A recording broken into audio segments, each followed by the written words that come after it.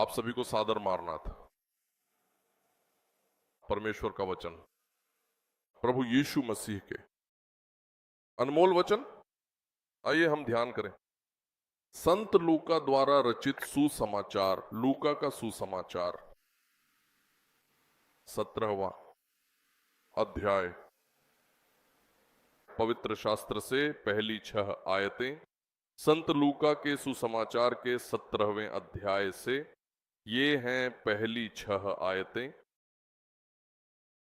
प्रभु यीशु मसीह ने अपने चेलों से यह कहा था, ठोकरें, कठिनाइयां, रुकावटें ना आना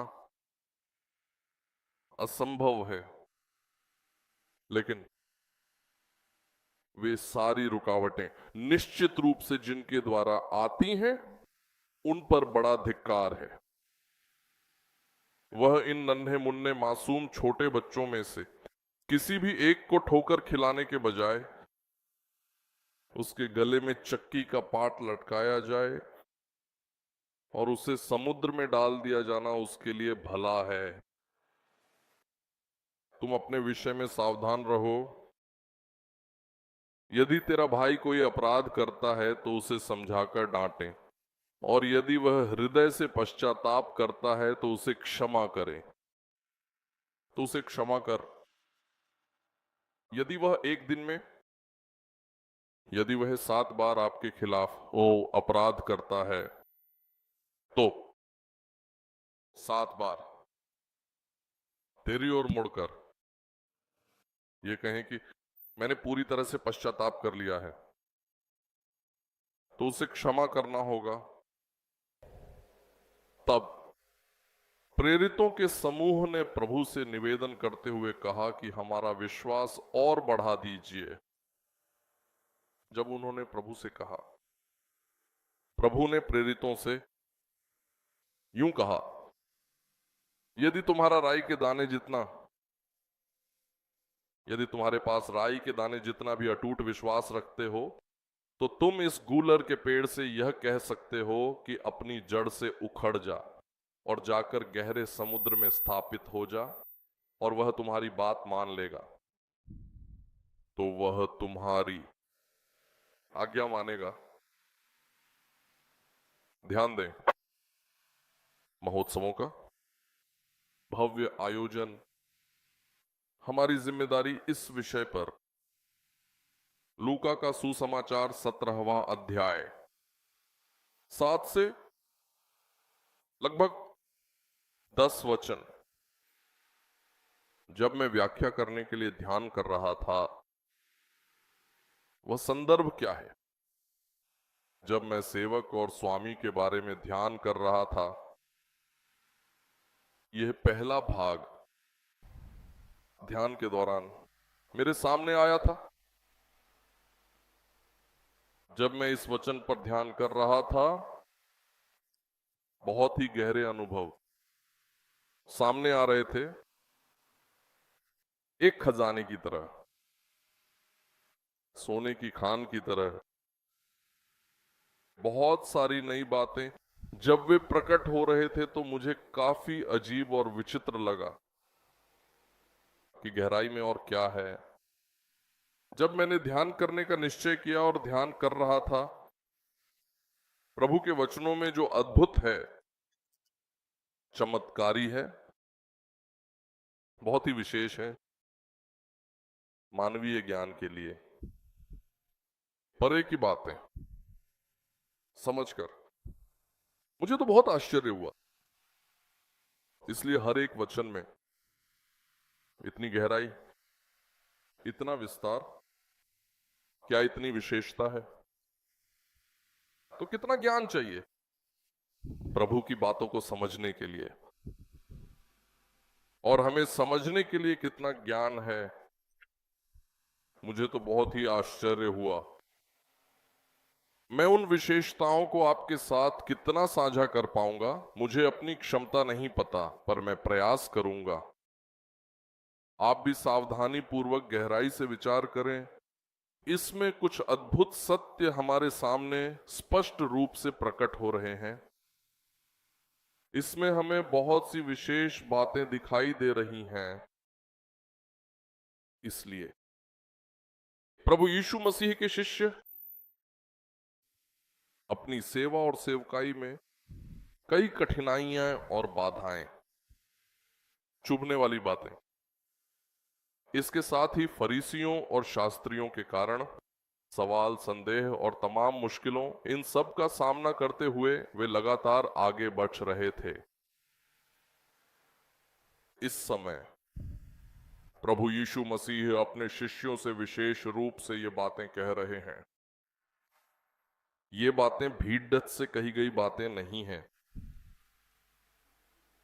ये सिर्फ जो उनके बहुत ही प्रिय थे, जो उनके बहुत ही करीब थे,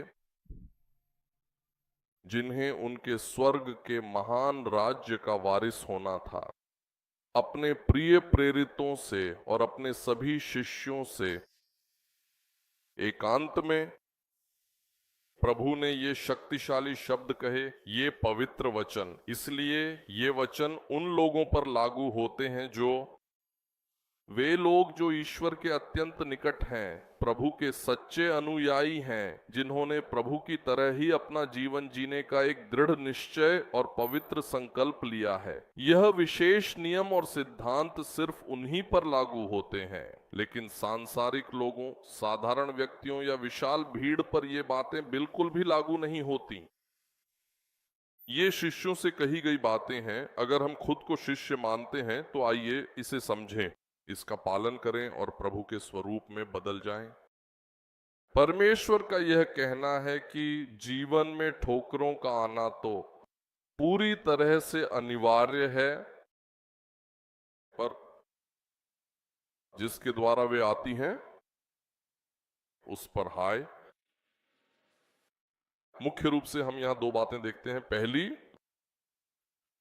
ठोकर, और ठोकर लगने के लिए क्षमा प्रार्थी हूं, या फिर रुकावट और बाधा। बाधा के कारण उत्पन्न होने वाली समस्या, परेशानी को अपने मन में रखकर बदला न लेना, बल्कि उसे छोड़ देना। या फिर जीवन की इन छोटी छोटी ठोकरों को पकड़कर आपसी मतभेदों को बढ़ावा बिल्कुल न देना, बल्कि इन ठोकरों को दूर कर आपसी प्रेम और भाईचारे की भावना को बढ़ाना, यही सबसे मुख्य विषय है। आखिर इस ठोकर शब्द का वास्तविक अर्थ क्या है? अगर आप 2 मिनट धैर्य रखें तो मैं आपको स्पष्ट रूप से बताऊंगा। ठोकर पर ही ये पूरा उपदेश इसी पर आधारित है। इसीलिए अगर आप 2 मिनट धैर्य रखें तो हम देखेंगे कि ठोकर क्या है। प्रभु कहते हैं, इन छोटों में से किसी एक को ठोकर खिलाने से बेहतर यह होता कि उसके गले में चक्की का पाट लटकाया जाता और उसे गहरे समुद्र में फेंक दिया जाता, तो उसके लिए यही बेहतर होता। छोटा यानी जो लोग बहुत दीन हैं, जो अपने मसीही विश्वास में बहुत छोटे हैं, जो अब तक अपने विश्वास में आगे नहीं बढ़े हैं और जो अपने आत्मिक विश्वास में पूरी तरह से कमजोर हैं, उन्हें ठोकर खिलाना ये वास्तव में बहुत गलत है। अगर वे विश्वास में परिपक्व और मजबूत हैं तो उन्हें ठोकर खिलाने से कोई फर्क नहीं पड़ता। वे विचलित नहीं होंगे, वे बाधाओं के कारण नहीं डगमगाते। लेकिन यदि कोई इन छोटों को ठोकर खिलाता है, जो अभी अभी विश्वास में आए हैं, जो दूध पीकर बढ़ रहे हैं, उन्हें जो कोई ठोकर खिलाता है, मर जाना, निश्चित रूप से मर जाना ही बेहतर है। इसलिए छोटे बच्चों को, यानी अज्ञानियों और नासमझों को, जिनका मन छोटे बच्चे जैसा है, जिनका विश्वास अभी पूरी तरह विकसित नहीं हुआ है, उन्हें क्या नहीं करना चाहिए? उन्हें ठोकर नहीं खिलानी चाहिए, उनके रास्ते में बाधा नहीं डालनी चाहिए। उन्हें पाप करने के लिए उकसाना नहीं चाहिए। हमें उन्हें गलत काम करने के लिए प्रेरित नहीं करना चाहिए। उनके द्वारा अनुचित और अनैतिक कार्य नहीं करवाने चाहिए। ये बिल्कुल भी उचित नहीं है, ये गलत है, ऐसा स्वयं परमेश्वर कहते हैं। इस स्थान पर ठोकर, ठोकर और क्षमा,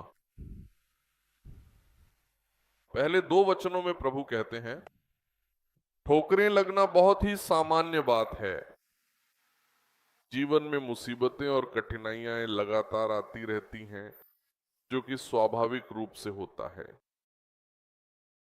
जब ये बाधाएं आती हैं, जब आपको कठिनाइयों का सामना करना पड़ता है, जब आपके सामने रुकावटें पैदा होती हैं, दूसरों द्वारा आपके प्रति किए गए आपत्तिजनक कार्यों के कारण, आप बदला ना लें। क्षमा करने की भावना रखना वास्तव में आपके लिए एक आशीर्वाद है। यदि कोई आपको परेशानी पहुंचाता है, उस परेशानी के कारण परेशान करने वाले से बदला न लें। प्रभु कहते हैं उन्हें क्या करें? उन्हें क्षमा कर दें। चौथा वचन, प्रभु हमें कितनी बार क्षमा करना चाहिए? शिष्य ऐसा पूछते हैं। प्रभु कहते हैं एक दिन में यदि कोई 7 बार तुम्हारे विरुद्ध अपराध करता है, यदि वह तुम्हारे विरुद्ध कोई गलती करता है, एक ही दिन में 7 बार भी गलती करके यदि वह तुम्हारी ओर मुड़ता है, तो तुम्हारा क्षमा करना, तुम्हें उसे क्षमा करना ही होगा। मैं इसे आपको समझाने के लिए एक उदाहरण देता हूं। आपके घर में एक काम करने वाली लड़की है। वह काम करने वाली लड़की, उसे 9 बजे आना चाहिए, 10 बजे आएगी। पहली गलती, आकर आपके घर में सुंदर कांच से बना हुआ गिलास या फिर कोई नाजुक कप मौजूद है, तोड़ देगी। दूसरी गलती, दूध उबालने को कहो तो दूध जला देगी। तीसरी गलती, कपड़े धोने को कहो तो झटक कर आपके कपड़े फाड़ देगी। चौथी गलती, कपड़े इस्त्री करने को कहो तो इस्त्री करते करते ज्यादा गर्म करके आपकी साड़ी जला देगी। पांचवी गलती, वैसे ही छठी गलती, घर साफ करो बेटा, पोछा लगाओ कहो तो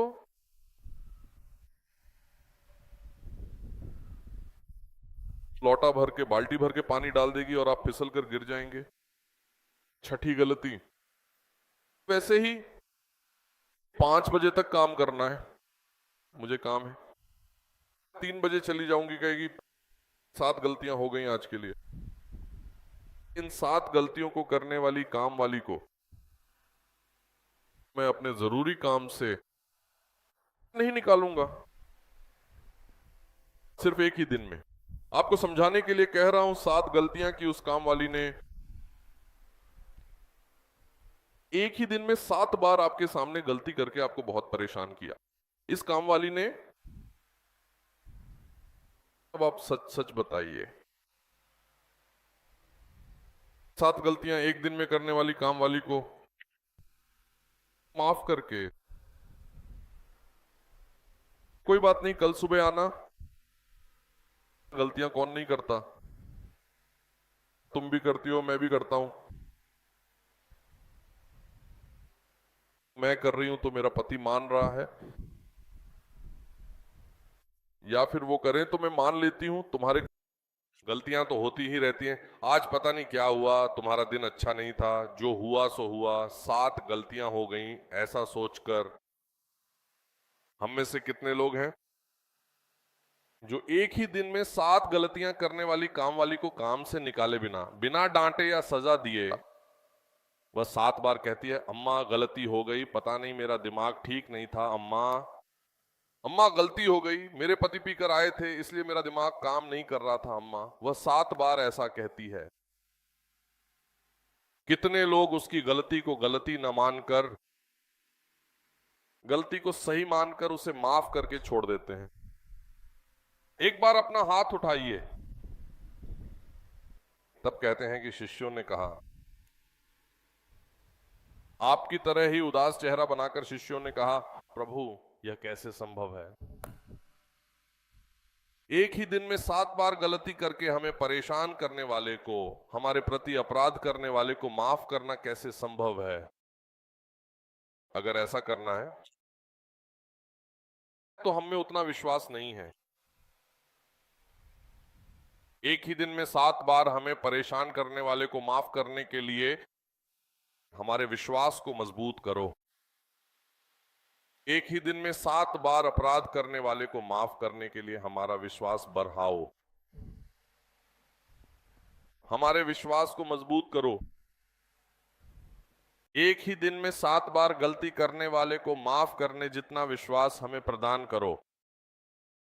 हमें यह वरदान दो। हमारे पास नहीं है, हम माफ नहीं कर सकते। अगर आप हमारी मदद करें और हमें माफ करने जितना विश्वास दें, तभी हम माफ कर पाएंगे। आमतौर पर शिष्य ऐसा ही पूछते हैं।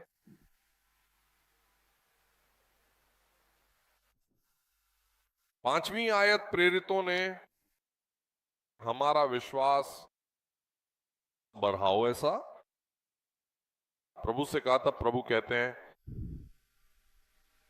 तुम्हारा विश्वास राई के दाने के बराबर, चाहे जो भी हो। बात यहां यह है, सारा गहरा सत्य यहीं पर है। आप सभी को खाना बनाना आता है। राई के दाने जितना विश्वास आपके लिए काफी है। राई के दाने जितना विश्वास अगर आप में हो तो इस गूलर के पेड़ से कहकर, तू जड्डाट से पूरी तरह उखद्दा जा और समुद्र में जाकर स्थापित हो जा। जब तुम उसे समुद्र में लग जाने की आज्ञा दोगे तो वह तुम्हारी बात मान लेगा। झुक जाता है। सरसों का दाना क्या है? शहतूत का पेड़ क्या है? यही आज हमारे ध्यान का विषय है। जब हम उस ध्यान के विषय में जाते हैं, प्रस्तावना में प्रभु कहते हैं, कुल 7 बार तक अपने भाई को क्षमा कर देना या अपनी बहन को क्षमा कर देना। यह आपके लिए बहुत स्वाभाविक, सामान्य होना चाहिए। कृपया ध्यान दें, पूरे 7 बार, 7 बार, चाहे वह आपका अपना सगा भाई हो या फिर आपकी बहन हो, चाहे वह आपका भाई हो या फिर आपकी बहन हो, पूरे दिन में लगभग 7 बार यदि वे तुम्हारे विरुद्ध अपराध करें,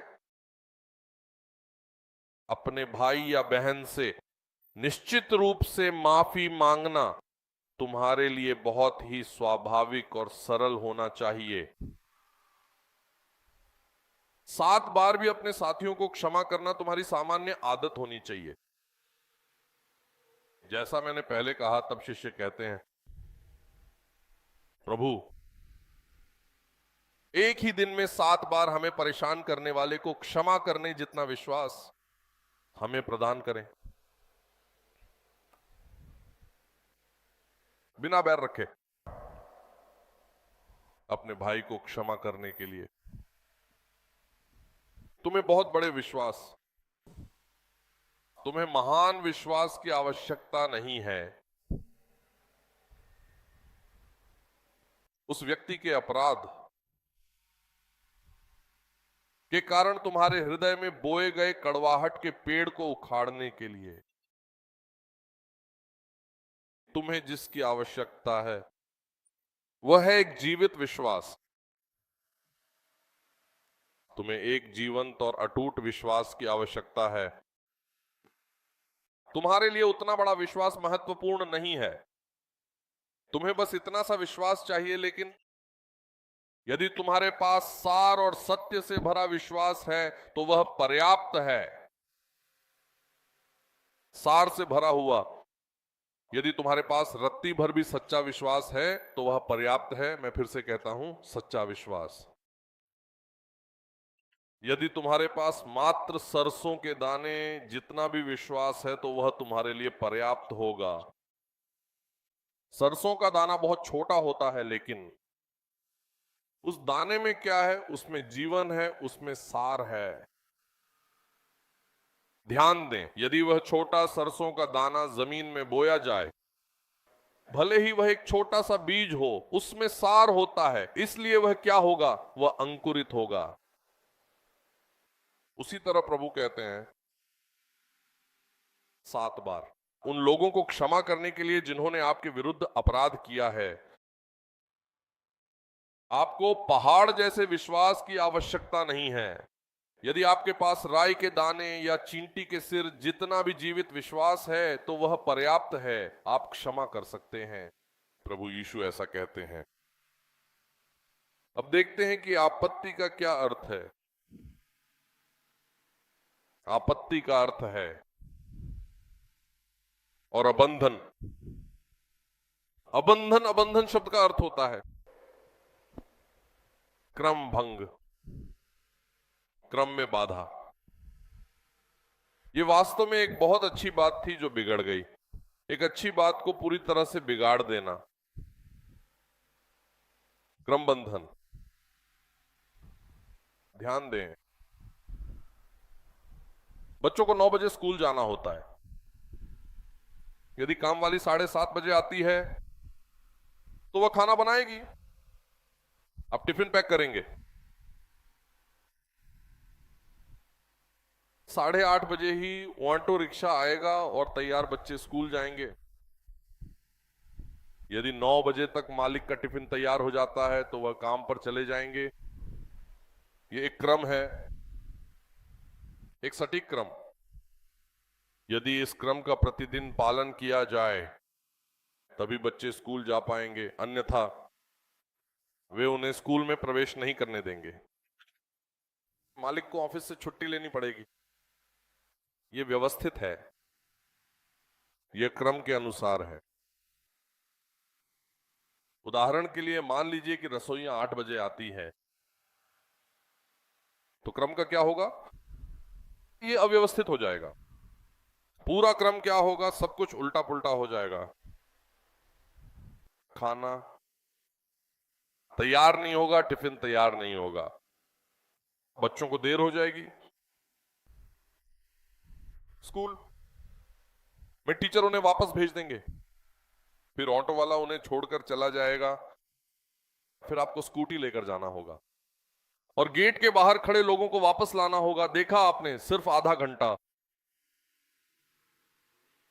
एक गलती के कारण आपकी पूरी दिनचर्या का क्या हुआ? अस्त व्यस्त, उल्टा पुल्टा। इसीलिए हम सम्मेलनों और अपने कार्यालयों में समय का पालन करते हैं। परमेश्वर के जन दौरागारू जो दौराओं के अधीन प्रशिक्षित हुए, चिन्ना दौरा, इंडिया दौरा, वे भी समय के पाबंद बताए जाते हैं। ईश्वर और प्रभु की संतान होने के नाते हमें भी समय का सही पालन करना चाहिए। इसलिए जिनमें प्रभुत्व का गुण होता है वे समय का पालन करते हैं। जो प्रभु के नहीं हैं वे समय का पालन नहीं करते। इसीलिए समय इतना कीमती है। समय की समझ और ज्ञान रखने वाले ही समय की कीमत को समझ पाते हैं। जो समय पर शुरू और समय पर खत्म नहीं कर सकते, उन्हें समय की समझ नहीं होती। उन्हें समय की कीमत और समय की महत्ता का पता नहीं होता। यह उनकी बड़ी मूर्खता है, उनका गहरा अविवेक है और उनकी अक्षमता है। ध्यान दें, तो अबंधन या बाधा का मतलब है व्यवस्था में रुकावट, क्रम में भंग होना। एक अच्छी चीज बिगड़ गई। ध्यान दें, उदाहरण के लिए बिजली नहीं है, क्या 9 बजे प्रार्थना शुरू करनी चाहिए? बिजली नहीं है, माइक चालू नहीं होगा, लाइटें चालू नहीं होंगी, जनरेटर काम नहीं करता, आप आकर बैठ जाते हैं, 9 बजे क्या करना चाहिए? जय के गीतों और जय के नारों के साथ खत्म हो गया, सारे संसार के प्रभु के लिए खत्म हो गया। 9:30 बज जाएंगे, तब बिजली आएगी। क्या करना चाहिए? प्रार्थना 9:30 बजे शुरू हुई तो क्या इसे 11:30 तक चलना चाहिए, या फिर देरी होने के बावजूद आपको समय पर भेजने के लिए उपदेश छोटा कर देना चाहिए? क्या करना चाहिए? यही व्यवस्था का भंग होना है। ताकि ऐसी व्यवस्था भंग ना हो, हमें कोशिश करनी चाहिए। क्या जनरेटर रखना चाहिए, माइक वाले लड़के को समय पर बुलाना चाहिए। वैसे ही अगर गाना गाने वाली बहनें 9 बजे भी आए तो उन्हें कुछ नहीं कहना चाहिए। अगर ऑर्केस्ट्रा वाले 9:15 बजे भी आए तो मान लीजिए कि वे समय पर आ रहे हैं, उनसे कुछ नहीं कहना चाहिए। देखा आपने, यही अबंधन है। अबंधन का वास्तविक अर्थ है तो हम किसी अच्छी चीज को बिगाड़ देना। एक अच्छी चीज को आम भाषा में कहें तो हम इसे सत्यानाश करना कहते हैं। अरे तुमने सब्जी का सत्यानाश कर दिया, यही बाधा है, यही अबंधन है। या फिर अनर्थक, अनर्थक इसका सरल अर्थ यह है, यानी आपसी तालमेल का पूरी तरह से गहरा अभाव। सुनिए, परस्पर समन्वय का अर्थ है उसका अभाव। ईश्वर ने इस धरती पर सब कुछ एक अद्भुत तालमेल और समन्वय के साथ बनाया है। यदि समन्वय बिगड़ गया तो पृथ्वी पूरी तरह नष्ट हो जाएगी। जब बारिश का समय हो तब बारिश होनी चाहिए, जब धूप का समय हो धूप खिलनी चाहिए, जब बर्फ का समय हो बर्फ गिरनी चाहिए। इस सृष्टि के समन्वय में जरा सा भी अंतर आया तो हम जीवित नहीं रहेंगे, हम सब मर जाएंगे, खत्म हो जाएंगे। इसलिए परमेश्वर पिता स्वर्ग से अपनी दिव्य शक्ति से सृष्टि की हर एक वस्तु को संचालित कर रहे हैं। वे वास्तव में सब कुछ समन्वित कर रहे हैं। यहां व्यर्थता का वास्तविक अर्थ है जीवन में परस्पर उचित समन्वय की कमी होना, बस का ना होना। ये विशेष बेहतरीन तालमेल हमारे घरों में, हमारी इन सभी संस्थाओं में, विभिन्न स्कूलों में, हर जगह ये बहुत ही अत्यधिक महत्वपूर्ण है। हमारे देश में ऐसे समन्वय का ना होना परम दुर्भाग्य है। क्या आपने यह देखा कौन क्या काम करेगा, किसे क्या करना चाहिए, किस काम के लिए किसके पास जाना है, हमें बिल्कुल समझ नहीं आता। सब कुछ एक उलझन है। इसी उलझन के कारण हमें क्या करना पड़ता है बताइए? उनकी जेबें भरनी पड़ती हैं। यूनानी में इसे क्या कहते हैं? आपत्ति, यानी स्कैंडलॉन। स्कैंडलॉन का अर्थ है फंदा। स्कैंडलॉन का गहरा अर्थ है एक जाल, और स्कैंडलॉन का अर्थ होता है एक बड़ी बाधा। इसीलिए प्रभु कहते हैं आपत्ति का अर्थ क्या है बताइए? बाधा, आने वाली बाधाएं, यानी चारों दिशाओं के बीच का स्थान। वैसे ही चारों दिशाओं के लिए वो एक फंदा है। ध्यान दीजिए, मैं आपको और बेहतर तरीके से समझाता हूं। मैं 9 बजे आऊंगा, आराधना शुरू होनी चाहिए। माइक काम नहीं कर रहा है, बीच में एक जाल है। मुझे क्या करना चाहिए? मुझे क्या करना चाहिए? क्या मुझे बैठना चाहिए? क्या मुझे ऊपर जाना चाहिए? क्या मुझे बिना माइक के बोलना चाहिए? क्या करना है, मतलब एक जाल एक फंदा। अगर बिजली होती तो कोई जाल नहीं होता, कोई बाधा नहीं होती, सब कुछ बिल्कुल अनुकूल होता, आपसी तालमेल होता और सब कुछ उचित होता। माइक नहीं है, बाइबल पढ़ने के लिए लाइटें नहीं है, क्या करना चाहिए, क्या लड़खड़ाना चाहिए? जाल। आपत्ति का मतलब है रुकावट, पता नहीं कहां जाना है, क्या करना है। सड़कों पर जाम और ट्रैफिक जाम जो 1 महीने पहले से, नवंबर के महीने से है। महासभाएं कोशिश कर रही हैं, फिर भी कई जाल आए हैं। हम बाद में इन जालों के बारे में बात करेंगे। देखा आपने, इतने सारे विचार करने और इतनी कोशिश करने के बाद भी अभी भी कुछ जाल हैं, कुछ और अभी भी कुछ जाल हैं। अगले साल बिना किसी जाल के क्या करना चाहिए? उन्हें हटाते हुए आगे बढ़ना चाहिए। तो फिर ये वास्तव में एक बिछाया गया जाल है। वैसे ही इसे एम्बुश कहते हैं। जानवर क्या करते हैं, मतलब चुपचाप छिपकर और घात लगाकर अपने सामने मौजूद जंगली जानवरों का शिकार करने के लिए, उन्हें रोकने के लिए, उन्हें गिरफ्तार करने के लिए वे घात लगाकर बैठे रहते हैं। आपत्ति का मतलब है घात लगाकर बैठना, बाधा डालना, घात लगाकर बैठना। रोकना। देखिए, एक हिरण को एक चीता कितने अजीब और अनोखे तरीके से घात लगाकर, उसके ऊपर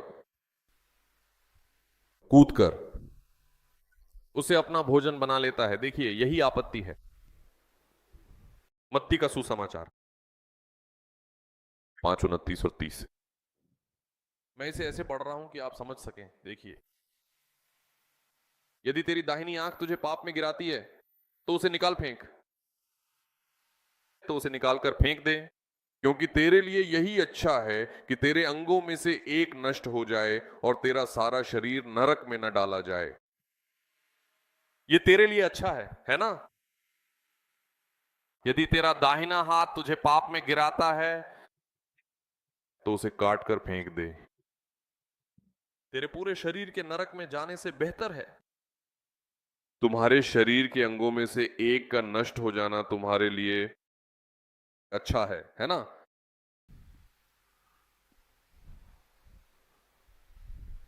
करीब 15 साल पहले एक डॉक्टर बता रहे थे, एक आदमी था जिसका दिल पूरी तरह खराब हो गया था। कहते हैं कि वह एक चेन स्मोकर था। वह एक चेन स्मोकर था। वो डॉक्टर के पास आया, सर मेरा दिल खराब हो गया है, मेरा हार्ट ऑपरेशन कर दीजिए। उसने कहा, तो डॉक्टर ने उससे कहा, क्या तुम सिगरेट छोड़ दोगे? अगर तुम सिगरेट पीना छोड़ दोगे तो मैं ऑपरेशन करूंगा, वह सफल होगा और तुम बच जाओगे। अगर सिगरेट नहीं छोड़ी तो ऑपरेशन के बाद भी तुम बस कुछ समय ही जी पाओगे और फिर मर जाओगे। सोच लो, सोच लो, सोच समझ कर आओ, फिर मैं ऑन ऑपरेशन करूंगा। वह 10 मिनट बाद वापस आया। क्या हुआ, क्या सोचकर आए हो? सर कुछ नहीं सर। रहा नहीं गया तो एक कश लगाकर आ गया सर। डॉक्टर सब समझ गए। इन 10 मिनटों में उसने क्या किया? वह 2 सिगरेट पीकर आया था। उसका पर्चा उसके मुंह पर दे मारा और कहा, निकल जाओ यहां से बेकार आदमी, बेवकूफ कहूं के। अभी तो तुम्हें समझाया था कि अगर सिगरेट छोड़ोगे तभी मैं तुम्हारा इलाज करूंगा और तुम बचोगे। लेकिन वह क्या कर रहा है? वह मौत की ओर जा रहा है। यह झूठ नहीं, सच है। वह इस तरह सिगरेट पीकर आ रहा है। डॉक्टर को बहुत गुस्सा आया और उन्होंने कहा, छी, मेरी आंखों के सामने मत आना। अब बताइए वह और क्या करते? ध्यान दीजिए, अब बताइए। डॉक्टर ने सिगरेट छोड़ने को कहा पर उसने नहीं छोड़ी। जो इंसान सिगरेट नहीं छोड़ सकता है उसके लिए सिगरेट छोड़ना बेहतर है या अपनी जान गंवाना?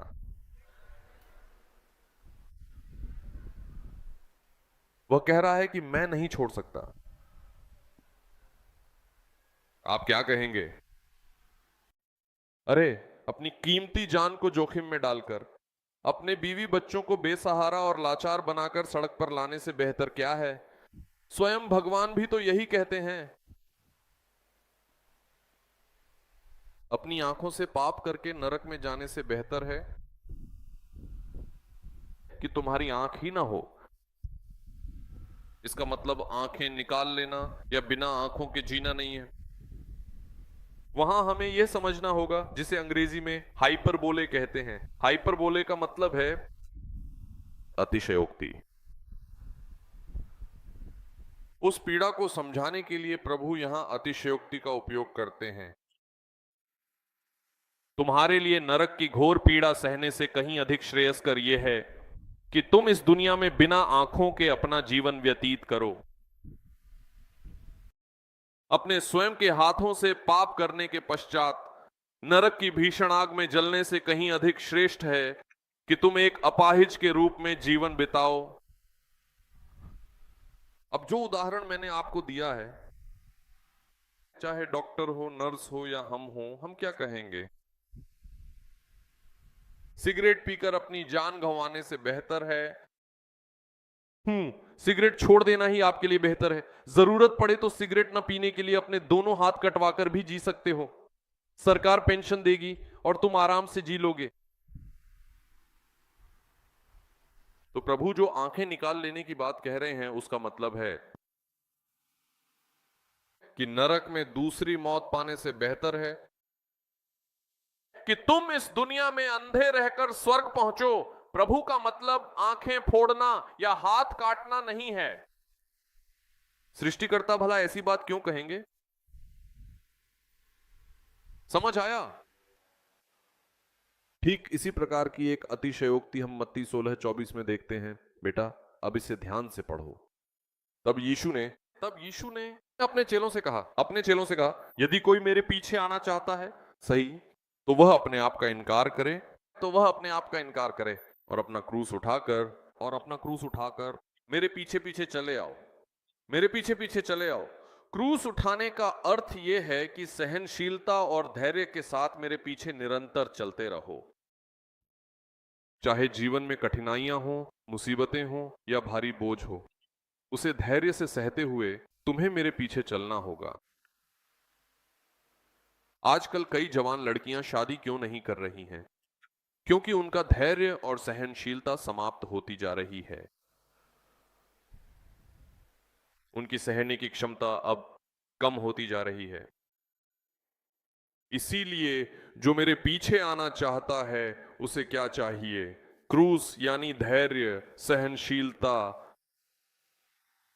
और धीरज।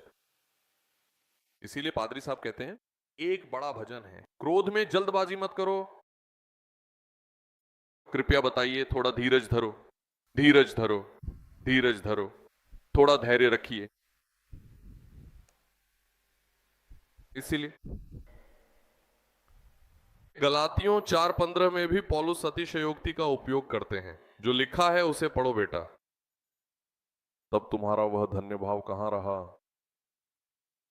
यदि संभव हो अपनी आंखें निकालकर, क्या आपने स्वयं देखा है, गलातियों, मेरे प्रति आपका यह प्रेम अत्यंत गहरा और अटूट था कि यदि आवश्यक हो, पढ़ो बेटा अपनी आंखें निकालकर, यदि आप अपनी दोनों आंखें निकालकर मुझे खुशी खुशी दे देते, मेरे लिए प्रदान कर देने जितना असीम स्नेह और प्रेम। मैं आपके संबंध में गवाही देता हूं गलातियों कि आप इतने परोपकारी और दयालु हैं कि यदि संभव हो और मुझे आंखों की जरूरत होती तो आप अपनी आंखें निकालकर मेरी आंखों में लगा देते। इतना निष्कपट प्रेम है आपका, वे कहते हैं। सचमुच प्रभु के प्रति आपके प्रेम से ही मैं यह उत्सव कर सका। चलिए और भी करते हैं। यह अतिशयोक्ति का एक उदाहरण है। यहां इन छोटों में से किसी एक को ठोकर खिलाने के बजाय आयत 2, 17:2, लूका का सुसमाचार, उसके गले में चक्की का पाट बांधा जाता और उसे समुद्र में डाल दिया जाता, उसके लिए यही बेहतर होता। जो छोटों के मार्ग में अवरोध उत्पन्न करते हैं और जो छोटों के विश्वास को गहरी चोट पहुंचाते हैं। मैं मंदिर जाऊंगा। अरे क्या जाओगे? मम्मी मैं प्रार्थना करूंगा। अब और क्या प्रार्थना, चर्च से होकर तो आए हो। मम्मी मैं बाइबल पढ़ूंगा। क्या बाइबल? तुम पागल हो, हर समय बाइबल बाइबल अच्छा है, पर हर चीज की सीमा होती है। हर समय नहीं, जो भी करो संयम से करो। अगर आप किसी भी चीज की अति करेंगे तो जी मिचलाएगा, बदहजमी होगी और नफरत हो जाएगी। इसीलिए ईश्वर ने हर चीज का एक समय तय किया है। प्रार्थना, बाइबल, परिवार, भोजन और काम, हर चीज का अपना समय होता है। हमें अपने सारे काम करने चाहिए। हम सन्यासियों की तरह केवल तपस्या करके तो नहीं जी सकते ना। लेकिन कुछ भी हमें इतना ज्यादा नहीं करना चाहिए कि हम उससे ऊब जाएं और उससे नफरत करने लगें, समझे। कुछ लोगों में ऐसा ही उत्साह बहुत ज्यादा हो जाता है, अंत में जैसे गुब्बारे में छेद कर दिया जाए, फुस हो जाता है, वैसे ही फुस हो जाता है। इसलिए किसी भी तरह का पागलपन अच्छा नहीं है। जो भी करो संयम से करो, संयम से, संयम से। थोड़ी देर, थोड़ी देर, थोड़ी देर। ध्यान दें। इसलिए इन छोटों में से अगर कोई उन्हें ठोकर खिलाता है तो उसके लिए गले में पत्थर बांधकर उस पत्थर के साथ उसे समुद्र में फेंक देना बेहतर है। यानी उसके लिए जीने से मरना निश्चित रूप से बेहतर है। ठोकर लग सकती है, लेकिन हमें किसे ठोकर नहीं खिलानी चाहिए? छोटे बच्चों को, उन कमजोरों को जिनमें विश्वास की शक्ति नहीं है, विश्वास में कमजोर लोगों को। लूका अध्याय 17 पद 5 और 6। प्रेरितों ने प्रभु यीशु से कहा, हमारा विश्वास और बढ़ा दीजिए। प्रभु ने कहा, यदि तुम्हारे पास राई के दाने के बराबर भी सच्चा विश्वास होता तो तुम इस गूलर के पेड़ से कहते कि उखड़कर समुद्र में लग जा, तो वह निश्चित ही तुम्हारी बात मान लेता। ध्यान दें, अब हम इन परिचयात्मक शब्दों के साथ इस महत्वपूर्ण विषय पर आ रहे हैं। हम मुख्य बात पर आ रहे हैं, गूलर का पेड़। यह गूलर का पेड़ एक मजबूत पेड़ है, एक ऐसा पेड़ जिसकी जड़ें गहराई तक जाती हैं। नदी के किनारे नदी के सारे पोषक तत्वों का आनंद लेकर जीने वाला एक शक्तिशाली पेड़। इसे उखाड़ना यह पूरी तरह से नामुमकिन है। अगर इसे जड़ से उखाड़ना है, ऊपर का ठूंठ, सिर्फ तने को उखाड़ना काफी नहीं है, क्योंकि इसकी मजबूत जड़ें जमीन में गहराई तक धंसी होती हैं। इसलिए तने को हटा देने पर भी यह जड़ों से फिर से उग आता है, एक नया तना बन जाता है। केवल इस तने को ही नहीं हटाना है, बल्कि इसे जड़ों समेत निकालना होगा। जब तक इसे जड़ से ना उखाड़ा जाए, यह गूलर का पेड़ पूरी तरह खत्म नहीं होगा। ओह, हमने ठूंठ हटा दिया, तना हटा दिया, ऊपरी हिस्सा हटा दिया, यह काफी नहीं है। जड़ों में जीवन होता है और फिर से जड़ों में क्या होता है? फिर से एक पौधा जन्म लेता है और एक तने के रूप में बड़ा हो जाता है। यहां हमें जो ध्यान देना चाहिए वह यह है कि आत्मविश्वास वह नहीं है जो लोगों की प्रशंसा पाने के लिए किए गए कार्यों से आता है। यह मन की गहरी शांति के साथ आता है, बिना किसी संदेह के। परमेश्वर की आज्ञाकारिता में ही हमारा विश्वास प्रकट होता है। सच्चा आत्मविश्वास कभी शोर नहीं मचाता और न ही ढोल पीटता है। यह विश्वास कभी यह नहीं कहता कि मैं महान हूं और अपनी प्रशंसा में नगाड़ा नहीं बजाता। सच्चा और गहरा विश्वास कभी भी यह कहकर ढोल नहीं बजाता है और न ही अपनी महानता की मुनादी करता है कि मैं महान हूं। इसके बजाय विश्वास मन की गहरी शांति और बिना किसी संदेह वाली पूर्ण आज्ञाकारिता के साथ ही पूरी तरह से प्रकट होता है। हमने कितना बड़ा उत्सव मनाया, हमने न ढोल बजाया और न ही मुनादी की। विश्वास के साथ, शांति से और बिना किसी संदेह के हमने अपना काम किया, ईश्वर की महिमा की और सब कुछ ठीक किया। इसलिए हमें गहराई से यह समझना होगा कि विश्वास पूरी तरह से एक निजी और आंतरिक विषय होता है, न कि इसे सार्वजनिक रूप से प्रकट करने, खुश होने या गर्व करने का कोई विषय। यहाँ कंबली के पेड़ को अंग्रेजी भाषा में सिकामाइन कहते हैं। कृपया ध्यान दें कि सिकामोर का पेड़ अलग है और सिकामाइन का पेड़ बिल्कुल अलग है। अगर कोई यहाँ ध्यान से सुन रहा है तो कृपया इस अंतर पर गौर करें। बाइबल के लूका अध्याय 19 में बताया गया है कि जक्कई जिस पेड़ पर चढ़ा था वह सिकामोर का पेड़ था। लेकिन आपको यह जानना चाहिए कि यह साधारण सिकामोर या गूलर का पेड़ नहीं है, बल्कि यह कंबली का पेड़ है जिसे अंग्रेजी में सिकामाइन कहते हैं, जिसकी स्पेलिंग SYCAMINE है। मैं फिर से कहता हूं, SYCAMINE। सिकामाइन पेड़ की जड़ें जमीन में बहुत ही ज्यादा गहरी और काफी घनी होती हैं, जो इसे मजबूती प्रदान करती हैं। प्राचीन और पारंपरिक मान्यताओं के अनुसार यह कहा जाता है कि इस मजबूत जड़ वाले विशाल पेड़ का फल स्वाद में अत्यधिक कड़वा होता है। इस महत्वपूर्ण बात पर ध्यान दें। इस फल के भीतर से निकलने वाले गाढ़े रस या गोंद की तुलना अक्सर मानव शरीर के लाल रक्त से भी विस्तार पूर्वक की गई है। इस बात पर विशेष रूप से ध्यान दें कि ईर्ष्या, प्रतिशोध की भावना, गहरी नफरत और मन का द्वेष हमारे शरीर के अंदर और हमारी रग रग में पूरी तरह से समा जाते हैं, जो हमारे पूरे जीवन को प्रभावित करते हैं। उसने मेरे सामने खड़े होकर गर्व से ऐसा कहा है और अब मैं उसे छोड़ने वाला बिल्कुल नहीं हूं। इस पूरे जन्म में मैं उसकी इस हरकत को बर्दाश्त नहीं करूंगा। जब तक मैं अपना हिसाब बराबर नहीं कर लेता, तब तक मेरा यह प्रतिशोध कभी पूरा नहीं होगा। अगर अत्यधिक आवश्यकता पड़ी तो अगले जन्म में भी मैं फिर से उठूंगा, और जब तक मैं उसका पूर्ण विनाश नहीं देख लेता, तब तक मेरा यह प्रतिशोध पूरा नहीं होगा। आखिर ये कौन लोग हैं? कंबली के पेड़। क्या आपने देखा है? क्रोध, कड़वाहट और द्वेष, ये सब उनकी जड़ों तक समा चुके हैं। इसका फल स्वाद में बहुत ही ज्यादा कड़वा होता है। सच में ये बेहद कड़वा होता है। उदाहरण के लिए, आप किसी शादी में ननद और देवरानी के रिश्तों को देखो और माँ से कहो कि देखो, तुम्हारी प्यारी बेटी आई है।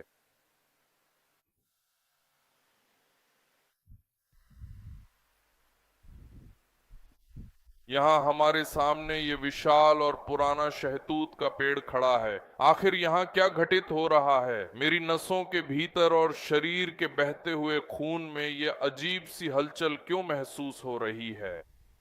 बहुत खूब कहा मेरी माँ, ये अंदर तक समा गया है।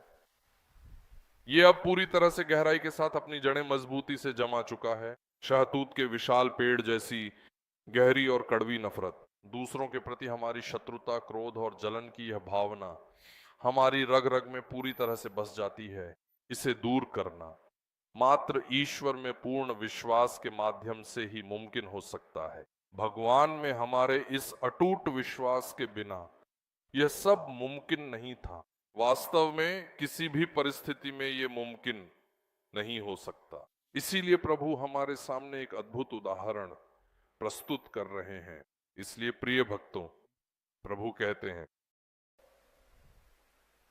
पवित्र शास्त्र की 3री आयत में लिखा है, अपने बारे में खुद सतर्क और सावधान रहो। सावधान, तुम्हारे भीतर क्या बुराई जड़ पकड़ चुकी है और तुम्हारे भीतर क्या जड़ों समेत गहराई तक समा गया है, ये खुद गहराई से देखो और अपने मामले में खुद ही बहुत सतर्कता रखो।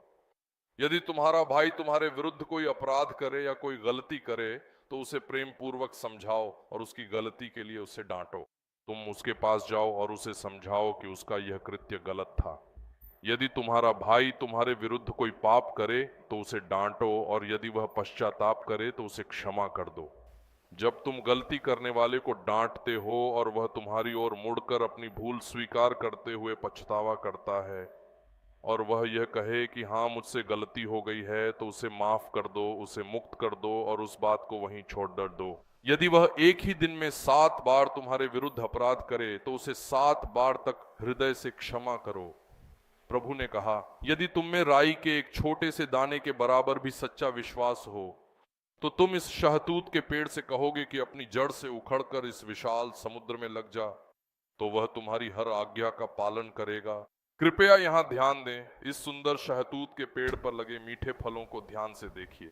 यहाँ ध्यान से देखिए, ये एक बहुत ही सुंदर गहरे लाल रंग का फल है जो दिखने में काफी आकर्षक है। अक्सर कहा जाता है कि इस अद्भुत फल का असली आनंद केवल एक बहुत ही खास तरह का कीड़ा ही लेता है। वास्तव में एक विशिष्ट प्रकार का कीट इसका आनंद लेता है, जिसे हम परागण करने वाला कीट कहते हैं। यह छोटा जीव क्या करता है कि यह बीजों को जंगल के कई अलग अलग स्थानों पर बोने में बड़ी मदद करता है। यह इसे चारों ओर फैलाता है और फल की कड़वाहट से मधुर मिठास पैदा करता है। इसलिए यह प्रक्रिया बहुत ही अनोखी मानी जाती है। टीकाकार क्या कह रहे हैं कि इस गहरी कड़वाहट को दूर करना केवल पवित्र आत्मा की सामर्थ्य के द्वारा ही संभव है। इस कड़वाहट को दूर करके कड़वाहट के बीच से अपने भाइयों के प्रति प्रेम, एकता और शांति पैदा करना ही मुख्य उद्देश्य है। यह केवल हमारे पवित्र आत्मा पिता के द्वारा ही संभव है, क्योंकि मानवीय रूप से यह संभव नहीं है। इस कड़वाहट को दूर करने वाले केवल पवित्र आत्मा पिता ही हैं। पवित्र आत्मा पिता के माध्यम से हम इस कड़वाहट को पूरी तरह से दूर कर सकते हैं और उस कड़वाहट के स्थान पर अब हम निश्चित रूप से मिठास और सुखद मधुर अनुभव प्राप्त करने में पूरी तरह सक्षम हो पा रहे हैं। इसलिए यह डांट फटकार वास्तव में हमारे मन के सकारात्मक परिवर्तन की ओर ले जाती है। मन का यही परिवर्तन हृदय में क्षमा का एक नया द्वार खोल देता है। मैं इस बात को फिर से दोहरा रहा हूं, डांट फटकार ही अंततः मन के वास्तविक परिवर्तन की ओर ले जाती है। मन का वास्तविक परिवर्तन ही सच्चे पश्चाताप और पूर्ण क्षमा का द्वार खोलता है। अपनी गलतियों और दोष की सच्ची स्वीकारोक्ति और उसके साथ हृदय और मन का आध्यात्मिक नवीनीकरण ही अंततः मनुष्य की स्थायी दोष मुक्ति और मुक्ति का ठोस आधार बनता है। अपने मन से द्वेष को पूरी तरह दूर करना और दूसरों को क्षमा करना एक शांतिपूर्ण जीवन के लिए बहुत महत्वपूर्ण है। नफरत और कड़वाहट की भावना को हमारे जीवन में किसी भी परिस्थिति में अपनी जड़ नहीं जमानी चाहिए। आपसी मनमुटाव और शत्रुता कभी भी हमारा मुख्य हथियार नहीं होनी चाहिए। दूसरों के प्रति मन में दुश्मनी और कड़वाहट रखना कभी भी हमारे मानवीय स्वभाव का हिस्सा नहीं बनना चाहिए। घृणा और द्वेष को किसी भी परिस्थिति में हमारे जीवन में अपनी जड़ें नहीं जमानी चाहिए। किसी के प्रति शत्रुता एक सच्चे ईसाई का कभी भी हथियार नहीं होनी चाहिए। दुश्मनी और कड़वाहट हमारी महान विरासत कभी नहीं बननी चाहिए। यह समझना हमारे लिए बहुत ही आवश्यक है। इसीलिए हमें प्रकृति की ओर देखना चाहिए। मधुमक्खियों के माध्यम से परागण की एक महत्वपूर्ण प्रक्रिया होती है जो जीवन का आधार है। प्राचीन निकट पूर्वी वनस्पति विज्ञान के विस्तृत शोध के अनुसार यह प्राकृतिक चक्र सदियों से हमारे पर्यावरण को संतुलित रखने में सहायक रहा है और हमें शांति का संदेश देता है। सिकमाइन फल आमतौर पर मधुमक्खी की एक बहुत ही विशिष्ट प्रजाति द्वारा प्रभावित होता है। केवल एक विशेष मधुमक्खी ही उस कड़वाहट का स्वाद ले सकती है और उस कड़वाहट से मिठास निकाल सकती है, मिठास ला सकती है। उस फल को खाने योग्य या अधिक स्वादिष्ट और मीठा बनाने के लिए उसे सावधानी से काटना या डंक मारना, यह केवल उस खास किस्म की मधुमक्खी के द्वारा ही पूरी तरह से संभव है। वह मधुमक्खी वास्तव में पवित्र आत्मा की मधुमक्खी है। जब परम पवित्र आत्मा पिता की वह मधुमक्खी यहां आकर इस शहतूत के फल यानी कंबली फल को डंक मारती है तो उस गहरी कड़वाहट के स्थान पर परमेश्वर की पवित्र आत्मा पिता दूसरों के प्रति मिठास और दिव्य प्रेम पैदा करने का एक महत्वपूर्ण माध्यम बन जाते हैं। उस कड़वाहट को काटने या चुभाने के लिए ही हमें पवित्र आत्मा की विशेष आवश्यकता होती है। वास्तव में कड़वाहट चुभने की इस प्रक्रिया के माध्यम से ही परागण को प्राप्त करती है। यह प्रक्रिया हमारे अतीत के उन गहरे घावों और चुभे हुए पुराने जीवन को पूरी तरह से हटाकर एक अत्यंत नवीन और पवित्र जीवन उत्पन्न करती है और उस पुरानी कड़वाहट को भविष्य के लिए उपयोगी बनाने के उद्देश्य से हमें निश्चित रूप से पवित्र आत्मा के उस अत्यंत दर्दनाक परंतु आवश्यक चुभने वाले कार्य की गहराई से आवश्यकता होती है। जब पवित्र आत्मा पिता हमारे हृदयों में प्रवेश कर चुभते हैं तो वह कड़वाहट टूट जाती है और कड़वाहट से मिठास और उस मिठास से मधुर अनुभव केवल पवित्र आत्मा पिता के कारण ही संभव है। इसलिए आइए अब इस चर्चा को यहीं पर समाप्त करते हैं। ऐसा कहा जाता है कि इस कंबली के पेड़ के तने का उपयोग ताबूत बनाने के लिए किया जाता है। किसके लिए उपयोग करते हैं? इसका उपयोग ताबूतों को बनाने के लिए किया जाता है।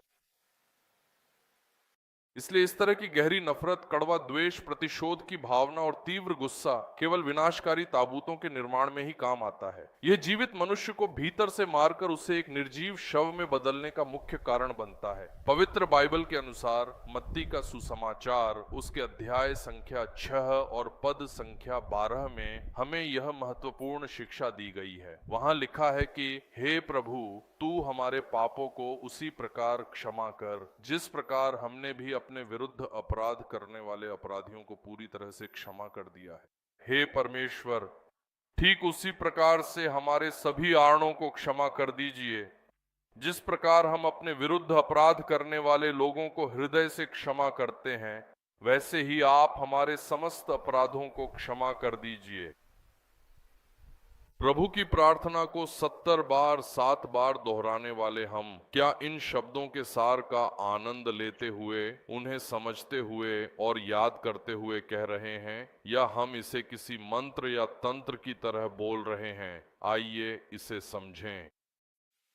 हे सर्वशक्तिमान और दयालु परमेश्वर, जैसे मैं हृदय से उन सभी लोगों को क्षमा करता हूं जिन्होंने मेरे विरुद्ध और मेरे प्रति अपराध किया है, वैसे ही तू भी अपनी महान करुणा से मेरे सभी अपराधों को क्षमा कर। फिर प्रभु कहते हैं कि यदि तुम अपने भाई के अपराधों को क्षमा नहीं करोगे तो मैं तुम्हारे अपराधों को कैसे क्षमा करूंगा। आइए आगे बढ़ें और इसे समाप्त करें। इब्रानियों के नाम लिखी गई पत्री अध्याय 12 पद संख्या 14 और 15। आप सभी लोगों के साथ शांति से रहने का ठीक है और पवित्रता का पीछा करने का प्रयत्न करो। यह आज का निष्कर्ष है। हम प्रभु के वचनों के साथ शुरुआत करते हैं और पौलुस के वचनों के साथ इसका अंत करते हैं। प्रभु पौलुस कहते हैं, हे इब्रानियों, आप सभी सबके साथ शांति और पवित्रता बनाए रखने का प्रयत्न करो। अब आगे पढ़िए बहन, क्योंकि पवित्रता के बिना प्रभु के दर्शन असंभव हैं। पवित्रता के बिना कोई प्रभु को नहीं देखेगा, कोई प्रभु को नहीं देखेगा। 15वां वचन एक महत्वपूर्ण वचन है। तुम में से कोई भी परमेश्वर के अनुग्रह से वंचित न रह जाए। परमेश्वर के महान अनुग्रह के उत्तराधिकारी बने बिना कहीं भटक न जाए। कहीं ऐसा ना हो कि तुम अपना रास्ता भटक जाओ। इस कड्डवी जड्डैच को क्या आपने इसे देखा? इसमें शहतूत के पेड्डैच की जड्डा जैसी ही कड्डाचवाहट है। बहन, अब आप इसे पढ़िए। कोई जड्डा चुग कर यदि आपके कोमल हृदय में कुछ भी अंकुरित होता है और क्लेश देने के कारण, आपको निरंतर परेशान करने के कारण, यदि ऐसी नफरत, कड़वा द्वेष और शत्रुता की भावना आपके हृदय में बार बार पैदा होती है और आपको लगातार परेशान करती है, तो कहीं बहुत से लोग अशुद्ध न हो जाएं। सावधान रहें कि कहीं आपके आसपास के बहुत से लोग अशुद्ध और अपवित्र न हो जाएं। बस यहीं रुकिए। इसलिए हमारे प्रभु विस्तार से कहते हैं कि इस शहतूत के पेड़ डैच को जड़ डैच से पूरी तरह उखाड़ देकर फेंकने के लिए आपको बहुत अधिक विश्वास की आवश्यकता नहीं है। यदि आपके पास इतना सच्चा और अटूट विश्वास है और अगर आप बस अपने मन में यह दृढ़ता से सोचें कि जो कुछ भी हुआ सो हुआ, अब इसे पूरी तरह छोड़ दो, तो यह समस्या जड़ से खत्म हो जाएगी, है ना। सबसे महत्वपूर्ण और ध्यान देने योग्य बात यह है कि तू जड्डीएच से उखड़ जा और जाकर समुद्र में जा गिरे। चूंकि समुद्र के पानी में खारापन होता है, इसलिए शहतूत का पेडीएच वहां सही ढंग से पनप नहीं पाएगा, वह बढ़ेगा नहीं और अंततः मर जाएगा। समुद्र के खारे पानी का अर्थ ही है खारेपन की अधिकता। इस गहरी नफरत को अपने मन से निकाल कर विशाल समुद्र में फेंक दो। उस असीमित समुद्र में इस नफरत का कोई नाम ओ निशान या वजूद नहीं होगा। यहाँ नमक का असली मतलब एक पवित्र गवाही है। इस नफरत को निकाल कर समुद्र की लहरों में फेंक दो। यह नमक तुम्हारे जीवन के लिए हमेशा एक सच्चे गवाह की तरह बना रहेगा। वह तुम्हारे लिए एक साक्षी बनकर अटल रूप से खड़धा रहेगा। वह साक्षात तुम्हें एक महान कीर्ति दिलाएगा उस पवित्र नदी के किनारे। कंबल का पेट बढ़ता तो है, लेकिन अगर उसे समुद्र में डाल दिया जाए तो वह मर जाएगा। ठीक उसी तरह इस उपजाऊ नदी में इसे मत बढ़ाओ, नफरत को, इसे सुलगने मत दो, नफरत को और अधिक मत धक्काओ। अपने मन के भीतर नफरत को कभी भी पनपने मत दो। इस नफरत को उठाकर उस गहरे समुद्र में दूर फेंक दो जहां कुछ भी नहीं उगता है, ताकि वह फिर कभी दोबारा न पनप सके। एक अच्छे नमक यानी एक सच्ची गवाही बनने के लिए यह बहुत जरूरी है कि तुम इसे पूरी तरह से अपने अंदर से निकाल कर बाहर फेंक दो। ऐसा नेक कार्य करने के लिए सर्वशक्तिमान ईश्वर अपनी असीम कृपा हमें प्रदान करें। आइए हम सब मिलकर प्रार्थना करें। हे परम दयालु प्रभु, हे अत्यंत कृपालु पिता, हमारे भीतर बसी कंबल के पेट डी आँच जैसी गहरी नफरत, रंजिश, क्रोध, ईर्ष्या, जलन और पुरानी दुश्मनी को पूरी तरह से दूर करने के लिए हम आपसे विनती करते हैं। राई के दाने जितना सूक्ष्म सा सच्चा विश्वास ही पर्याप्त है, ऐसा कहने वाले पिता, आपकी जय हो। इस नए महीने में हम जो आपकी सच्ची संतानें हैं, हम जो आपके प्रकाश के पुंज और जीव हैं, हमने जिसके भी प्रति कोई अपराध किया है और जिस किसी ने भी हमारे प्रति कोई अपराध किया है, उन सभी को हृदय से क्षमा करके, उन्हें माफ करके और उनके प्रति प्रेम भाव रखकर जीने में आप हमारी मदद करें। ऐसा हम सब मिलकर आज अपने मन में एक शुभ और अच्छा संकल्प लेते हैं। प्रभु, अमुक व्यक्ति ने मेरे प्रति अपराध किया है, अमुक व्यक्ति ने मेरे प्रति अपराध किया है। आज इस आराधना के तुरंत बाद आपके वचन सुनने वाला मैं, आपकी संतान के रूप में, आपके स्वरूप में बदलने वाली संतान के रूप में, आपकी वधू के रूप में तैयार होने की कोशिश करने वाली संतान के रूप में, उस नफरत, दुश्मनी और रंजिश को समुद्र में फेंककर समाधान के साथ, शांति के साथ, प्रेम के साथ और आपसी स्नेह के साथ जीने का आज मैं संकल्प लेता हूं। प्रभु, हमारे संकल्प को आशीर्वाद दें और उस पर चलने की कृपा प्रदान करें। अपने शत्रुओं के प्रति दया और निस्वार्थ प्रेम की भावना दिखाकर क्रूस पर शत्रुओं को क्षमा करने वाले क्षमा स्वरूप ईसा मसीह के नाम पर हम प्रार्थना करते हैं। हे पिता, आमीन।